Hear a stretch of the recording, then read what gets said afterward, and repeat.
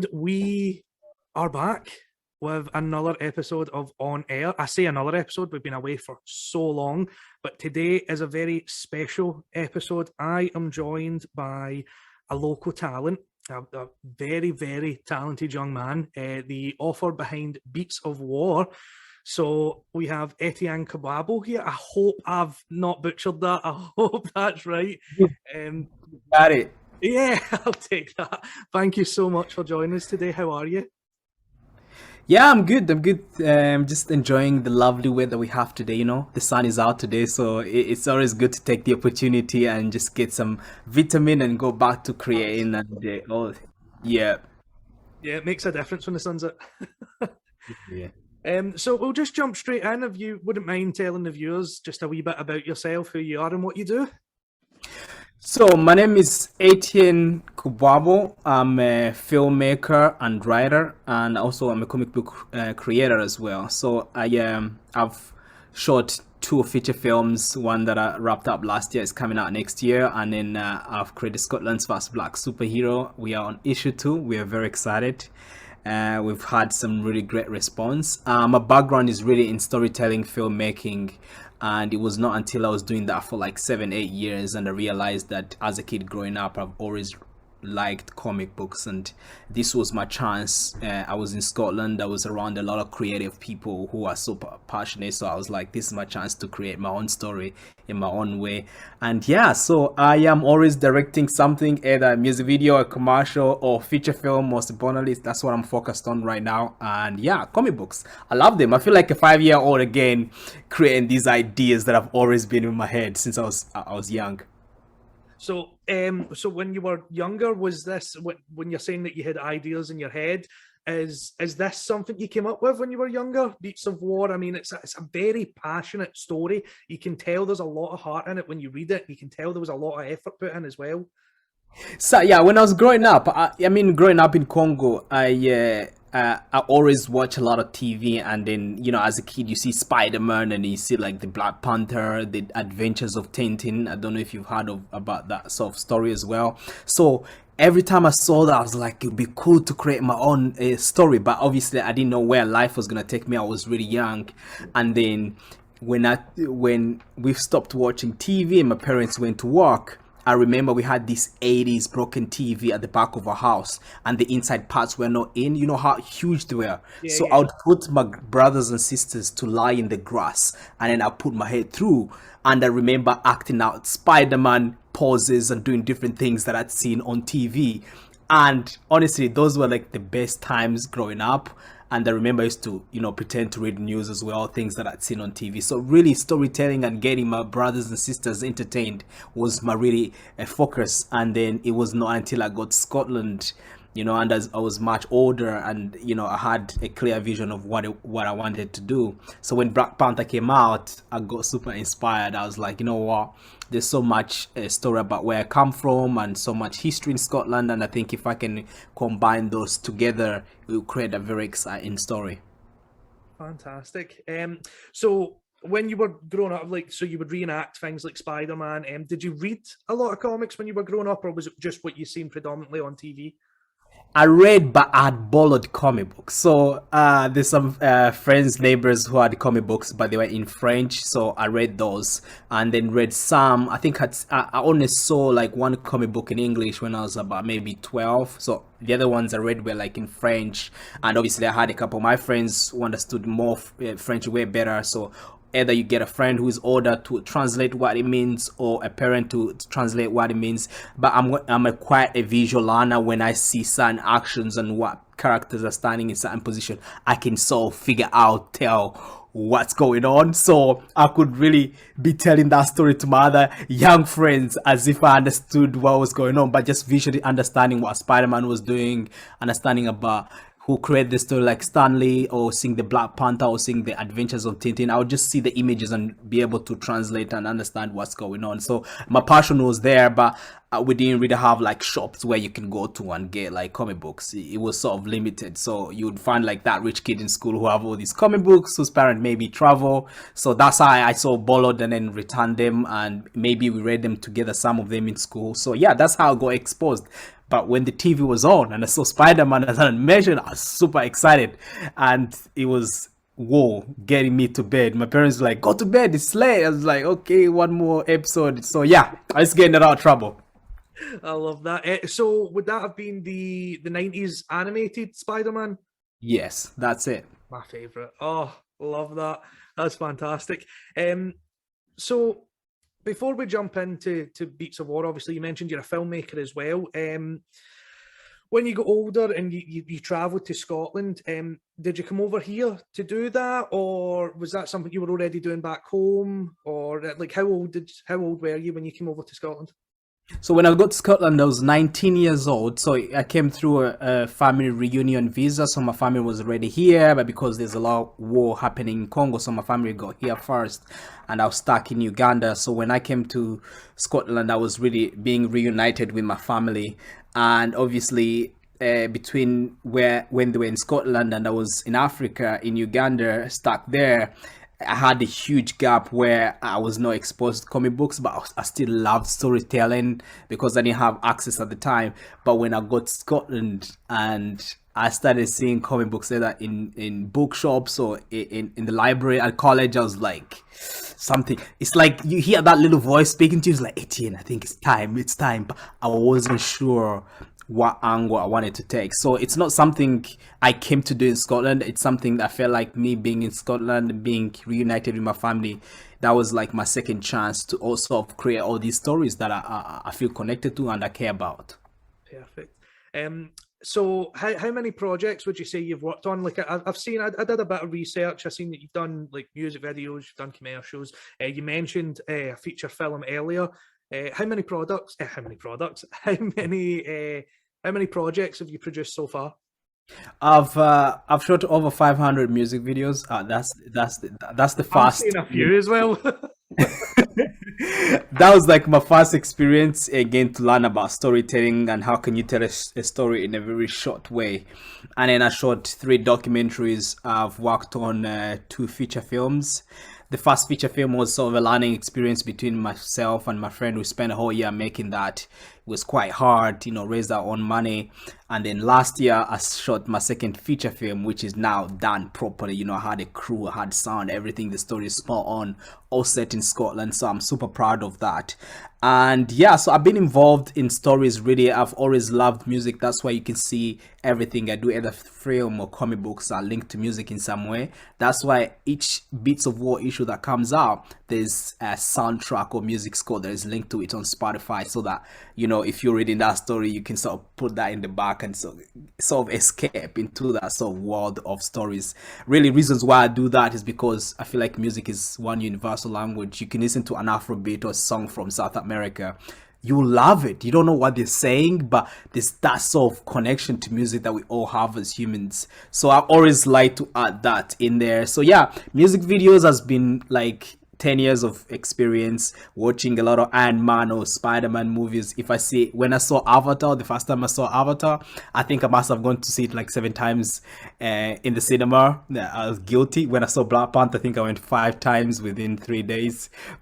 So I'm just I get super excited about cinema and storytelling and how you can sort of take people on a journey through either comic books or film and just make them escape for that time and just sort of tell your story in that way.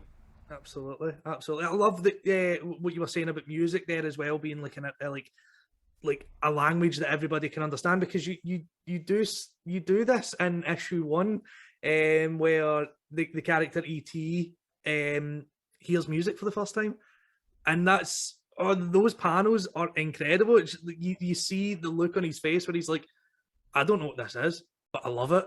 It's like, I love that. And that's why it's one of his superpowers is sound manipulation. So you will see how gradually from his planet he's exposed to certain sounds.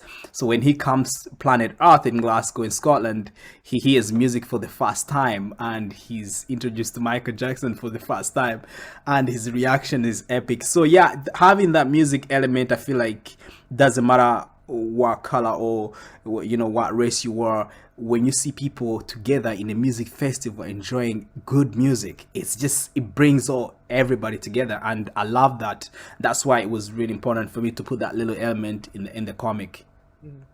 Amazing. So let's stay on Beats of War for a bit. Obviously, it's big caption: Scotland's first black superhero.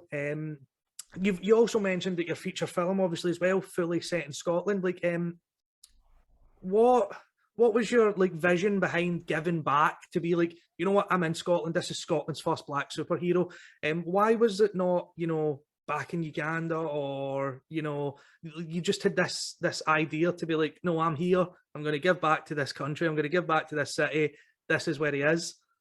So when I moved to Scotland, obviously when you move from like a third world country and you move to a Western world country, your perception about how the country is gonna be, it's huge. I used to see all these big American movies. You see New York big highways. When I landed in Paisley, I was like, well, all these big highways, like what's going on? But when I came to Scotland, I would say I was a little older. Obviously, I was mature, so my life experiences, I was understanding things were better. Maybe when I was in Uganda, I was a little bit younger. I was not focused yet. But when I got to Scotland, I was super excited to join my family, but I started facing some elements of racism, being stopped by the police a couple times, and that made me question if I do belong in Scotland. But on the other hand, as well, I met some really cool people at college, made some really good friends. So I could feel the balance between the good and the bad, and some of my friends reacted in certain situation in a certain way that got them locked up either for a night or 2 nights to go a criminal record. Then I was like, I love this country, I love Scotland. And then when I started exploring Glasgow, going through these tunnels that have been abandoned, going to Edinburgh, seeing the underground city, seeing the history of Scotland, I'm like, I don't know why big American movies always come and turn Scotland or Edinburgh into Gotham City. We do love Gotham City as Batman fans, but why not set a story that is grounded in Scotland? Mhm. A story that you can read, that you feel like the action is actually happening right outside your door. Read the story and feel like it's a superhero in my own city. I think that's the sense of being proud as a Scottish person that I wanted to bring into the story. I fell in love with the city, the people. You walk and you're lost in Glasgow. An old lady was directing me the other day.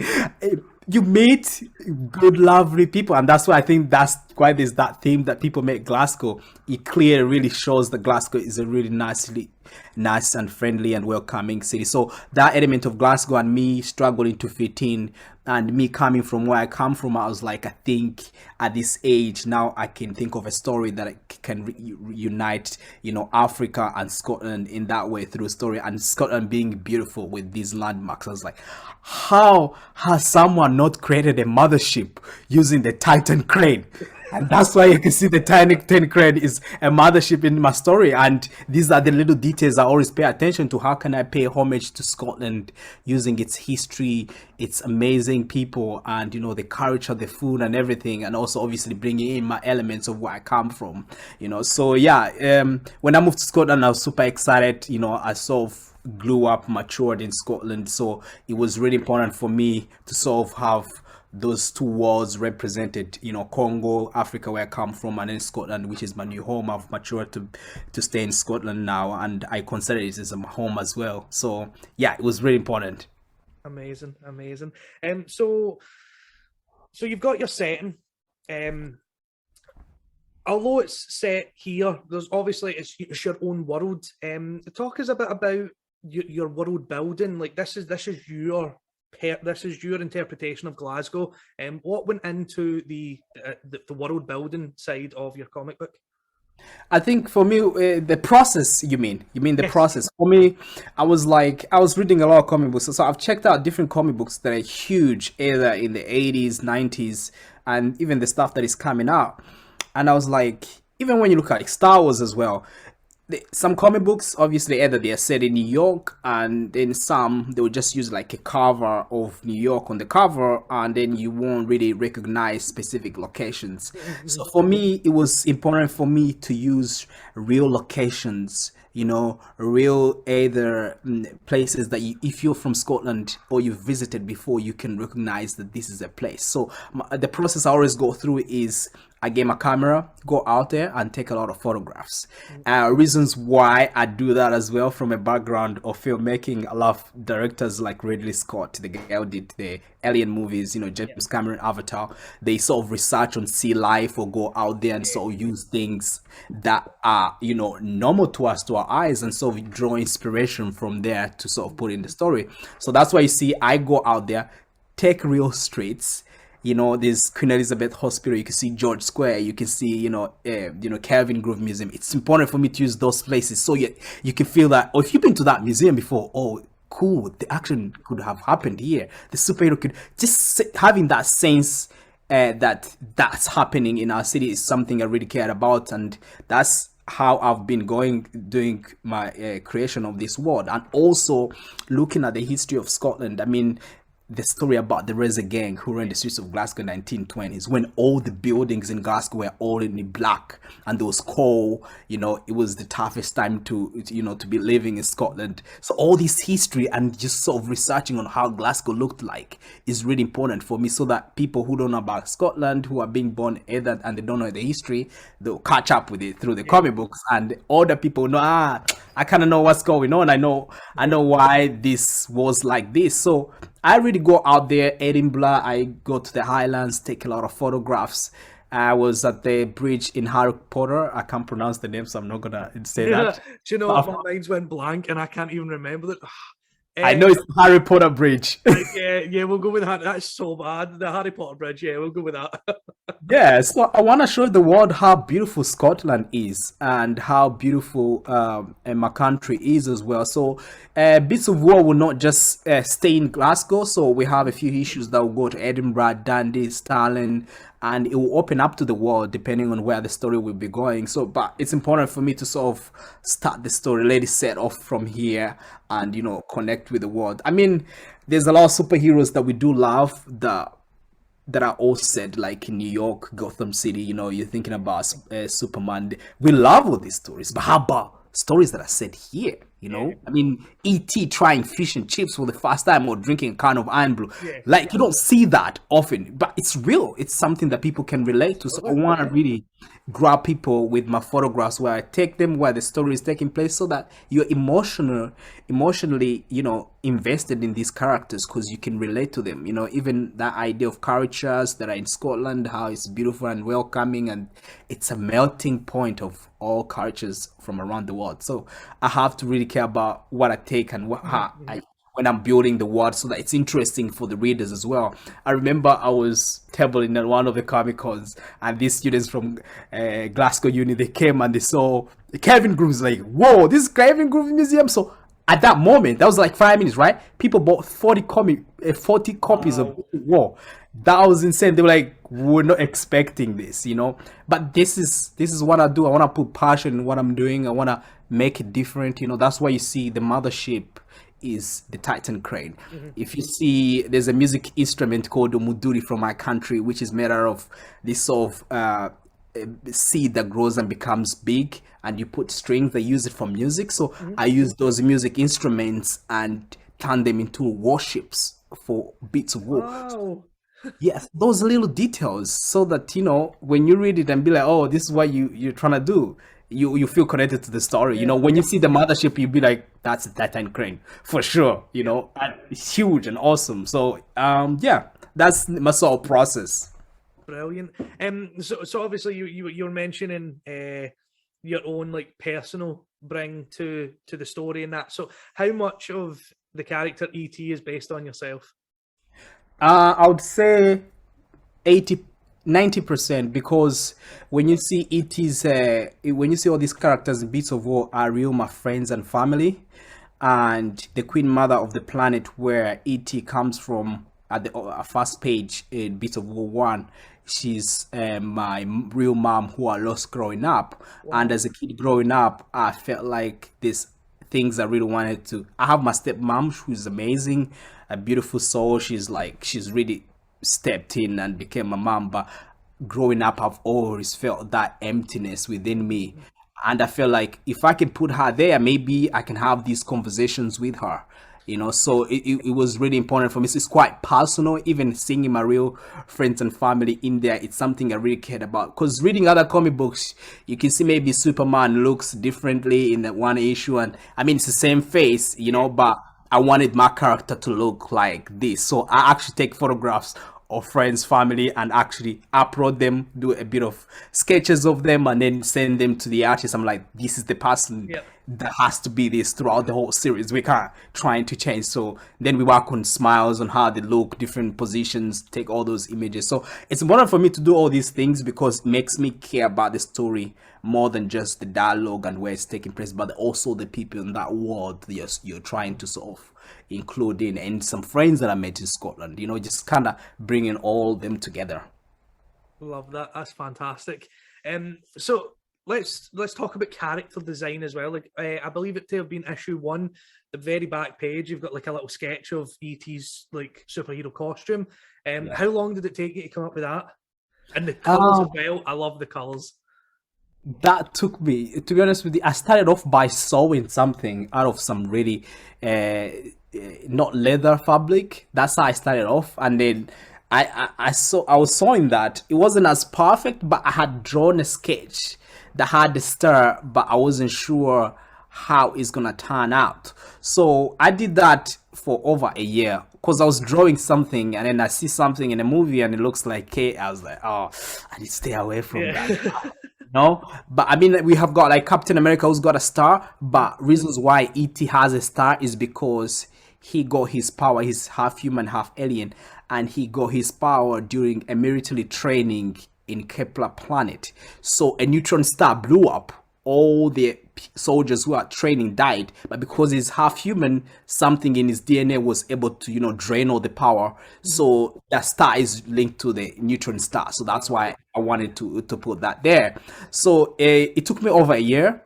And this is the thing about collaboration I really love. When I got all these sketches that were made out of pencil and things that sold that wasn't looking really perfect, more like Spider-Man with his mask the first time he's made it. Yeah, absolutely. Yeah, and then I showed it to the artist. I was like, dude, Ben is such a visionary. This is what I want. This is what I'm thinking. What can we do? And then it's like, give me 2 weeks. He goes and looks at my designs, really gets all the stuff I've been working on, and obviously touches them better. He adds in other details to make it pop.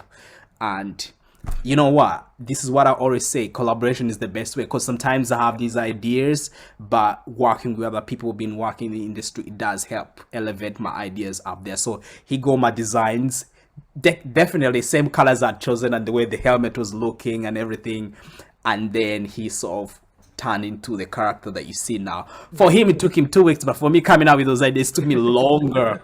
But yeah, it's pretty good. He's like, Etienne, I love the fact that you give me references of things you've created before, because a lot of people will come to you, I want to create this, but they don't have ideas of what they want. Other than that, like for example, there's a page where he drew a spaceship that looks like the spaceship of the Mandalorian in season 1. I was like, whoa, we have to stay away from that. And then copyright. I was like, I sent him my design with the music instrument inspired spaceship. He saw it. He's like, that's it, Etienne. And it looks different. You've not seen this. You've not seen it, and you see it at the end of Beats of War 2, where E.T.'s sister comes to help. Yeah. That's the spaceship that I kind of drew from my own ideas. So having that originality and having your original ideas, it does help with the collaboration as well. But I really do appreciate as well people that are brought on board who've helped, elevate my project up. So took you around a year to come up with the character design. What is the time frame usually for issues? Like, was issue 2 quicker to write because you had already done issue 1? How's issue 3? What is your time scale usually? So issue 1 was kind of hard to write the story, first of all, because obviously I'm coming from a background of filmmaking. Yep. So my first script was like a screenplay, and then I gave it to my editor. He was like, 18, I think this is too much. You're giving people too much so quickly.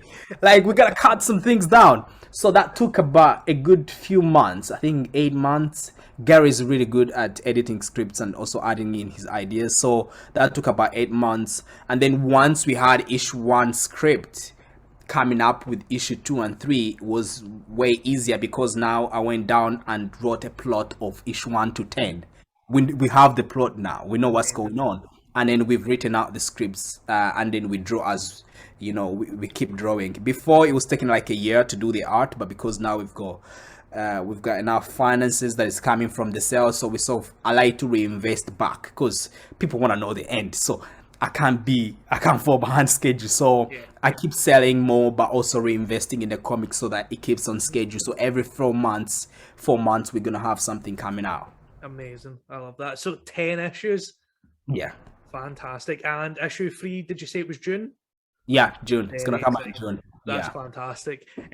So obviously 2 issues are out so far. You mentioned that when you did a con, you sold 40 within 5 minutes. How has selling the comic gone for you? Like, is it predominantly through cons? It's even be through online. Like my online shop, it's been insane. Like I think sold over digital copies, 6,000 digital copies in America and the UK, and then physical copies about maybe 4,000. So between Beats of War 1 and 2, I've sold about 13,000 copies so Amazing. far. And then obviously when I go to the Comic Con, because Comic Con you sell so much so quickly, but in a month I sell more than I sell in one Comic Con just through online Wow. sales. So, but even it now being at the Forbidden Planet, a lot of people are gonna be Yeah. more exposed to it. So the sales sky up. And the thing is, with me, I also invest in marketing, having billboards out there through the underground. So a lot of people have had it, but I also do workshops in schools on how to Oh, reimagine your amazing. own stories, and kids are exposed to Beasts of War that way. So a lot of charities have invited me, schools, and I feel like investing in a character like this, you're sort of telling kids, look, 10 years, 5 years from now, you're gonna do a TV show, a movie, so get excited. So I like to help them create their own characters, but also introduce them to ET and why create the character. So giving back to the community is something I really care about as well. So that's another way of me getting it out there, and through that I've had lots of sales. Like Edinburgh International Festival has bought like 2,000 copies in one day. Wow. I get huge orders, and people are always buying online. So it's I'm super grateful, but I'm always also on the grind. I'm always pushing it, because you know how marketing works. If you just sit at home and wait, people are not gonna know Yeah. what you have. So I have to always push. And then when I was starting with issue 1, I had to give out 500 copies free because people didn't know what it was. And then I asked them to take a photo with it, and that made me make more sales. So Yeah. that's so I love that. See, because that's a big thing with what we're doing, like you and I together. Like when I've been posting things on, say, Twitter, like I'll tag the creators like yourself. So I tagged you, I tagged the Free Comic Book Day post as well. And I know it's small numbers for us. It's only been like 30 odd people, have either liked it or retweeted it, etc. But for our Twitter numbers, that's higher than they usually are. So like that's a big collaboration thing there. Like marketing is really important. yeah, it's important because people will not be able to understand what it is if you don't talk about it. I do a lot of interviews through newspapers. I try and make sure that I'm everywhere. I don't want people to forget it. So it's important to always retweet, give free goodies away sometimes, give free t-shirts, run these workshops. So it keeps the whole momentum and the energy of the comic book going. And then we've got trailers, we've got some cool Christmas commercials coming up that That's really look awesome. really cool, that show the beauty of Scotland as well, with the superhero fighting the bad guys. So we got some really cool ideas that sort of engage with people.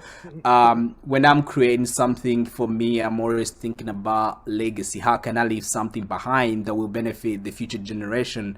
But as I'm here as well, it's benefiting me, but also the community that which I live in. So that's why it's important for me to make sure that it gets everybody. I mean, 13,000 copies is nothing. We've not touched the whole Scotland. We need to get everybody knowing about it. But it's very impressive numbers to begin with, though, especially considering you're only on the second issue. So it's quite impressive. But like Thank you. I personally feel sky's the limit here. Like you're everywhere. You know, that's how I came across you myself. There was a post on the subway, and then Mhm. I came in and I spoke to one of my colleagues, Clive, and we had a full conversation about you. And that same day, about 3 hours later, a gentleman came in and went, I've seen a poster in the subway. I don't remember the name, but it said Scotland's first black superhero. Have you got it? And I was like, what are the chances? I was like, no, we don't, but leave it with me. Yeah, so we gotta continue, putting and I'm gonna keep promoting because it's good. It's good to have something to say in Scotland. I've got some good reviews. Kids love it, and kids ask me a lot of questions during the calls, which I love. And yeah, I just spread good energy out there and have a cool story set in Scotland. Yeah. Absolutely. A couple of moments ago, you mentioned like a 5 year plan, a TV or a film. Is that something that you're actively seeking? Yeah, of course. Because as I'm a filmmaker as well, when I'm Of creating course. something like this, I'm always thinking about how can that go on TV or Hmm. film? How can I translate that? So I'm always having ideas and planning, or maybe I have something already happening that I don't want to talk about yet. Yeah, yeah, of course. But yeah, I think it's always good. I think Scotland being a backdrop for a superhero story, I think would be really cool, man. Like, think Exactly. about getting Pinky Blinders, right? And bring Captain America or the Falcon together. That soft Absolutely. story.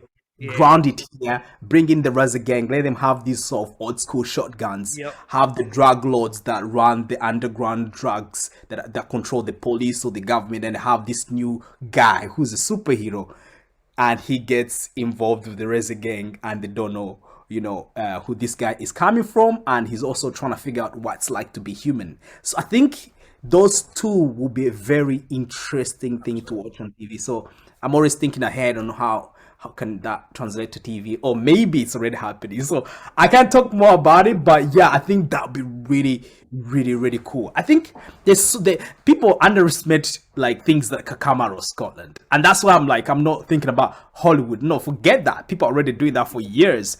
But how can we set a story here and show maybe? I mean, have you heard about the underground city in Edinburgh? Oh my god, can you imagine Some of setting a them, story yeah. there? I know. I know. And I've not done a lot of them. I've done like those, really cheesy City of the Dead tours, and like it's wonderful under there. There's something special in Edinburgh. I love Edinburgh. Like I know a lot of Glaswegians don't, but Edinburgh's beautiful, and the fact that you know it's up and down. You're down in the mucks in an underground city, and you're still like, this is one of the most beautiful things I've ever seen. You know, And that's why Hollywood keeps coming back here. I mean, they're using Batgirl, Batman is shot here, yeah, yeah, Fast and Furious. Everybody using the backdrop. It's beautiful. It's yeah, cinematic, and the landmarks are beautiful as well. But they're making the city sound like New York. But that's why we have yeah, to make yeah. Glasgow, Edinburgh, Stirling. Let it be the real cities and create our own fictional stories here. And I think it will be a really epic badass superhero story. Kind of Absolutely. get big pink blinders and bring in a superhero. Just these two clashing, I think it will be really cool. Yeah, I love it because, like, obviously, like I've not read everything. I've read the first two issues. I love the fact that it is a superhero fighting gangsters. He's not fighting these superhuman villains yet. Like, I don't know if that happens in the future, but as of right now, he's came to Earth, and these are just bad guys, and he's like, no, I'm not standing for this. You Yeah, know? and the guy as well, ET doesn't understand how much power he has yet. Yeah, So it's that human side of him. So he has some issues. So I really wanted to ground these characters in a way that people like me or yourself can relate to these characters in these fighting guys that you'd think would be knocking down your door anytime soon. So absolutely. Yeah, things that people can relate to. yeah. It's like when that part where he's fighting the trio of Neds, the wee Yeah. bams. It was like reading that was like, oh god, this happens. This actually happens. Like about 10 years ago, I got mugged in a Buchanan bus station by three people that are almost identical to that. And reading that, I was like, they mugged me for a Spider-Man bag that had a Burger King uniform in it, and I didn't let go of that bag. I'm telling you, you gotta hold on to it. Exactly. See, it's something you can relate to, which is really cool. So Yeah, love it. nobody's getting my bag. Yeah, nobody's getting that Spider-Man back. No, no, you gotta keep it at you. That's why you need 18 the city fighting crime. Oh, So that's 100%, 100%. He's the new city mascot. Yep. Villains be damned. Yeah, ET's around. um, great. So, in terms of the future, you've still got 7 issues to come out, as you said.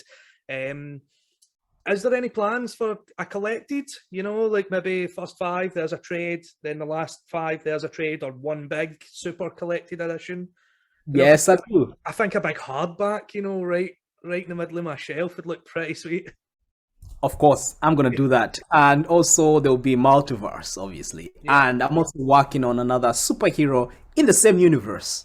You Oh, know, brilliant. something also said in Scotland. So I'm always wanting to use Scotland as a back. There's so much interesting stories here in Scotland. It's like, why not people exploring that in different ways? So since I've wrote all the 10 issues on, I'm now always coming out with ideas of what can I do that will be a continuation to what people have been reading, and something that I sort of can slowly introduce.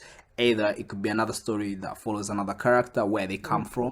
So yeah, so I'm planning on having the big one, 1 to 5 or 1 to 10, Yeah, in your shop at some point in years to come. absolutely. Absolutely. And yeah, I'm very excited. I'm very excited about the future. Yeah, me too. Just to wrap up, obviously this video has come out. It's Monday.